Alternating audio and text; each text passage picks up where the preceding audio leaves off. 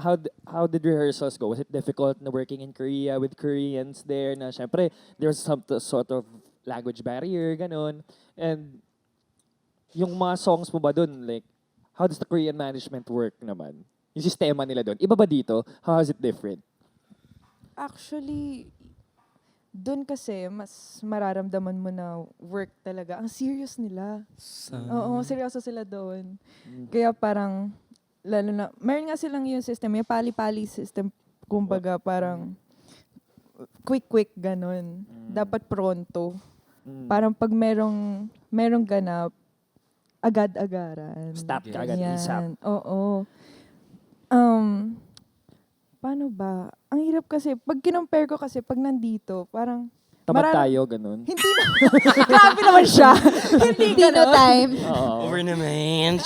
Super. Pero dito kasi mararamdaman habang nag-work ka, nag-enjoy ka. Though nag-enjoy ka din naman doon, pero mas mararamdaman mo na seryoso ka dapat. Oo, Yung, talaga. oo. Dapat yung focus mo talagang yung lapag na lapag sa work, gano'n. Ganyan yung sinabi din. Pareho ka na sinabi ni Diba? ano, kasi nagtatanong ko kay Kim Jisoo. Doon daw talaga. Bilang singer din siya. Hindi naman, bilang Korean. Oh, di ba bakla? Tapos, ganun nga, pukpukan daw pala talaga Yes. doon, pagudan. So, sabi ko sa kanya, sana or. Sarao. Sarao. Pero ano naman, they weren't super strict naman. Like sa song choices mo, ikaw pa rin naman talaga, or how does that work ba when it comes to the picking of the songs? Bale sa song choice naman kasi, meron naman kaming say. Pero, dahil sa copyright and sa mga ganon, strict sila dun. Like also yung mga arrangement ng songs, original lang talaga. Original lang yung pwede naming kunin. Standard version lang. Bawal ang covers PH. Bawal.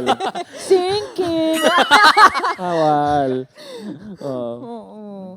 Ganun talaga. Ito. Did you guys have to sing a Korean song ba?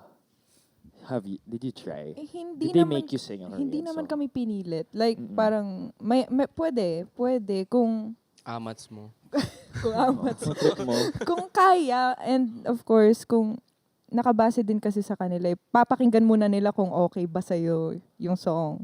Yung way mo, yung pronunciation kasi, di ba, isa yun sa mga vital parts pagkakanta. Doon mamaya, iba yung pagkaka-pronounce mo, ibang meaning na yun. Tingnan ko. Try kang Tobini. Ako like maiba lang din ako with pronunciation. Like tayong mga Pinoy, kapag, syempre maraming mga K-pop fans na Pinoy. Tapos pag, bawa kami sa AOS, may mga performances kami na sobrang nabash dahil daw yung pronunciation namin ng Korean songs. Parang ako naman, syempre hindi kami Korean. Pero kapag ibang lahi, kumanta ng Tagalog song na sobrang maling-mali yung pronunciation, puring-puri nyo cute! naman. Diba? G naman kayo na may foreigner na kumanta ng Tagalog song kahit baluktot yung pronunciation. So parang, bakit may double standard na ganun? Wala lang. Naisingit ko lang. Kaya pag kumanta kami ng Korean, Kasi hindi natin natanong Naman hate. what triggered you today. So yun siguro yun Alright. naalala ko Oo nga, no? naalala ko na naka-trigger sa akin today. Yun na lang. Oh. sige,